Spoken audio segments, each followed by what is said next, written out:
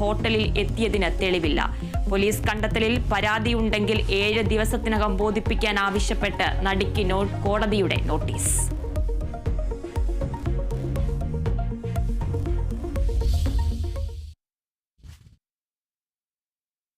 Israel മിസൈലുകൾ വർഷിച്ച Iran 10 ഇടങ്ങളിൽ നാശം വിതച്ചെന്ന് ഇറാൻ. ടെൽ അവീവിലും ഹൈഫയിലും ജെറുസലേമിലും ഉഗ്രസ്ഫോടനങ്ങൾ നടന്നതായി റിപ്പോർട്ട്.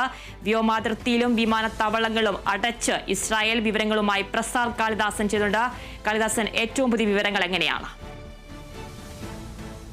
ഇപ്പോൾ നടന്ന ആക്രമണങ്ങൾക്ക് പിന്നാലെ ഇസ്രായേൽ വീണ്ടും വ്യോമാതിർത്തികളും വിമാനത്താവളങ്ങളും അടച്ചിട്ടിരിക്കുകയാണ്. ഇസ്രായേൽ ഒട്ടാകെ സൈറണുകൾ മുഴങ്ങുന്നു. അപായ സൈറണുകൾ അങ്ങനെ മുഴങ്ങുകയാണ്. 10 ഇടങ്ങളിലായാണ് ഇത്തരത്തിൽ നാശം വിതച്ചത് എന്നുള്ളതാണ് റിപ്പോർട്ടുകൾ സൂചിപ്പിക്കുന്നത്. പ്രധാനമായും അവിടുത്തെ 3 നഗരങ്ങൾ, പ്രധാനപ്പെട്ട 3 നഗരങ്ങൾ ടെൽ അവീവ്, ഹൈഫ, ജെറുസലേം എന്നിവിടങ്ങളിലൊക്കെ ഉഗ്ര സ്ഫോടനങ്ങൾ തുടരെ കേട്ടതായും ഒന്നിലേറെ സ്ഫോടന ശബ്ദങ്ങൾ കേട്ടതായും ഒക്കെയാണ് റിപ്പോർട്ടുകൾ ലഭിക്കുന്നത്.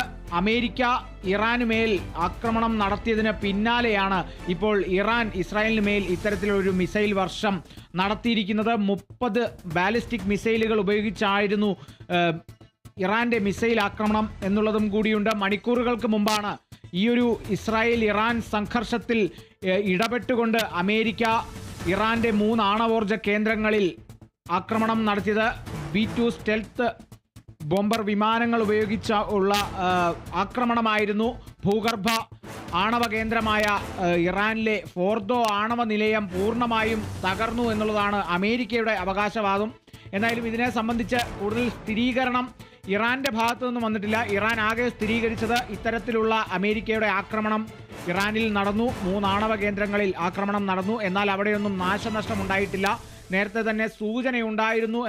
അതുകൊണ്ട് തന്നെ അവിടെ നിന്നും സാധന സാമഗ്രികളും ഒപ്പം തന്നെ ആളുകളെയും ഒക്കെ മാറ്റിയിരുന്നു എന്നുള്ളതും കൂടിയാണ്. മാത്രമല്ല ആണവ വികിരണത്തിനൊക്കെയുള്ളൊരു സാധ്യതയൊക്കെ ആദ്യഘട്ടത്തിൽ കണ്ടിരുന്നു. എന്നാൽ അത്തരത്തിലുള്ള ആണവ വികിരണമൊന്നും ഉണ്ടാകില്ല എന്നുള്ളതാണ് ഇറാൻ അറിയിച്ചിരിക്കുന്നത്. ഒപ്പം തന്നെ ഈയൊരു അമേരിക്കയുടെ ആക്രമണത്തെ അപലപിച്ച് ഇറാൻ ആണവോർജ സമിതി അടക്കം രംഗത്ത് വന്നിരുന്നു. അതുമാത്രമല്ല ഈ അമേരിക്കയുടെ ഇറാൻ ഇസ്രായേൽ സംഘർഷത്തിലെ അമേരിക്കയുടെ നേരിട്ടുള്ള ഇടപെടൽ വലിയ രീതിയിൽ അപകടകരമാണ് എന്നുള്ള തരത്തിൽ തന്നെയാണ് UN-ന്റെ ഭാഗത്തു നിന്നുള്ള പ്രതികരണം എന്ന് പറയുന്നത്. ആന്റോണിയോ ഗുട്ടറസ് ഇതിനെ സംബന്ധിച്ച് ഒരു പ്രതികരണമൊക്കെ നടത്തിയിട്ടുണ്ട്. ഇത് വലിയ അപകടമാണ് അമേരിക്കയുടെ ഈ ഒരു ഇടപെടൽ എന്നുള്ളതാണ്. ഇപ്പോൾ നിലവിലെ സാഹചര്യം അനുസരിച്ച് അല്ലെങ്കിൽ മണിക്കൂറുകൾക്ക് മുമ്പ് അമേരിക്ക ആക്രമണം നടത്തിയതിന് പിന്നാലെ അമേരിക്കൻ പ്രസിഡന്റ് ഡൊണാൾഡ് ട്രംപിന്റെ പ്രതികരണം അടക്കം ഉണ്ടായിരുന്നു. ഇനി ഒരാക്രമണം ഇറാന്റെ ഭാഗത്തു നിന്നും ഉണ്ടാകില്ല എന്നുള്ള തരത്തിലായിരുന്നു. മാത്രമല്ല അമേരിക്കയുടെ ഈ ഒരു ഇടപെടലിനെ പ്രശംസിച്ചുകൊണ്ട് ഇസ്രായേൽ പ്രധാനമന്ത്രി ബെഞ്ചമിൻ നെതന്യാഹുവും രംഗത്ത് വന്നിരുന്നു. ഇതിനെയൊക്കെ മറികടന്ന് ഇവരുടെയൊക്കെ സാധ്യതകളെയൊക്കെ അട്ടിമറിച്ചുകൊണ്ടാണ് ഇറാന്റെ ഭാഗത്തു നിന്നും ഇപ്പോഴുള്ള ഈ ഒരു മിസൈൽ ആക്രമണം ഉണ്ടായിരിക്കുന്നത് എന്നുള്ളതും കൂടിയാണ് നമ്മൾ പ്രധാനമായും മനസ്സിലാക്കേണ്ടത്. അല്ലെങ്കിൽ ഇറാൻ അത്ര പെട്ടെന്നൊന്നും അടങ്ങില്ല എന്നുള്ളതും കൂടിയാണ് ഈ ഒരു ആക്രമണത്തിൽ നിന്നും നമുക്ക് മനസ്സിലാക്കാൻ സാധിക്കുന്നത്. ഇപ്പോൾ തുടർച്ചയായി ഇസ്രായേലിൻ്റെ പല ഭാഗങ്ങളിലായി സൈറണുകൾ മുഴങ്ങുന്നുണ്ട്. ഇതിലൂടെ കൃത്യമായ ആളുകൾക്ക് ഇസ്രായേൽ ജനതയ്ക്ക് അപായ മുന്നറിയിപ്പുകളും നേരത്തെ തന്നെ കൊടുത്തിട്ടുണ്ട്. ജനങ്ങളോട് ബങ്കറിലേക്ക് മാറാനുള്ള നിർദ്ദേശവും ഇസ്രായേൽ കൊടുത്തിട്ടുണ്ട്. അതോടൊപ്പം തന്നെയാണ് ഇപ്പോൾ ഈ ഒരു വ്യോമാതിർത്തിയും മാത്രമല്ല വിമാനത്താവളങ്ങളും ഇസ്രായേൽ വീണ്ടും അടച്ചിരിക്കുന്നത്. നേരത്തെ തന്നെ ഇത്തരത്തിൽ അടച്ചിരുന്നൊരു സാഹചര്യമൊക്കെ ഉണ്ടായി. പിന്നീട് അത് സാഹചര്യം അനുസരിച്ച് തുറക്കുകയായിരുന്നു. ഇപ്പോൾ അത് വീണ്ടും അടച്ചിരിക്കുന്നു. അതായത് ഇനിയും ആക്രമണം ഉണ്ടാകും. ഇസ്രായേലും ഒട്ടും വിട്ടുകൊടുക്കാൻ പോകുന്നില്ല. ഇസ്രായേലിൻ്റെ ഭാഗത്തു നിന്നും ഇനിയും ആക്രമണം ഉണ്ടാകുമെന്നുള്ളൊരു സൂചന കൂടിയാണ് ആ ഇസ്രായേലിൻ്റെ ഈ ഒരു നടപടി എന്നുള്ളതാണ് നമുക്ക് മനസ്സിലാക്കാൻ സാധിക്കുന്നത്. ഇനി നടക്കാൻ പോകുന്ന ആക്രമണം ഇറാന്റെ ഭാഗത്തു നിന്നായിരിക്കുമോ അല്ലെങ്കിൽ ഇസ്രായേലിൻ്റെ ഭാഗത്തു നിന്നായിരിക്കുമോ അല്ലെങ്കിൽ ഇസ്രായേലും അമേരിക്കയും സംയുക്തമായൊരു ആക്രമണമായിരിക്കുമോ എന്നുള്ളതാണ് നമുക്ക് കണ്ടറിയേണ്ടത്. കാരണം യുദ്ധവിമാനങ്ങൾ ആ ഒരു പ്രദേശത്ത് തന്നെ അല്ലെങ്കിൽ ഇറാൻ്റെ വ്യോമഭാഗത്ത് ഇല്ല എന്ന് പറയുമ്പോൾ പോലും ജോർദാൻ, ഇറാഖ് തുടങ്ങിയ സമീപ രാജ്യങ്ങളിലായി അമേരിക്കയുടെ സേന വിന്യസിച്ചിട്ടുണ്ട്. അപ്പോൾ ആ ഭാഗങ്ങളിലായി യുദ്ധവിമാനങ്ങൾ ഇപ്പോഴും സജ്ജമാണ് എന്നുള്ളതാണ് മനസ്സിലാക്കാൻ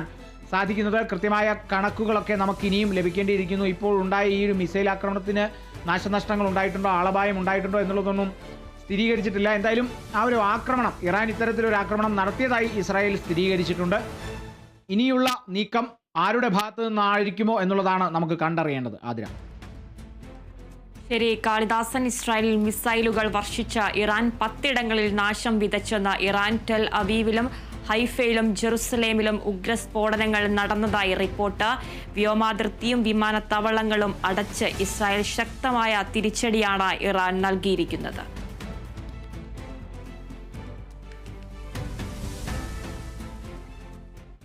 ഭാരതാംബ വിവാദത്തിൽ വിട്ടുവീഴ്ചയില്ലാതെ രാജ്ഭവനും സർക്കാർ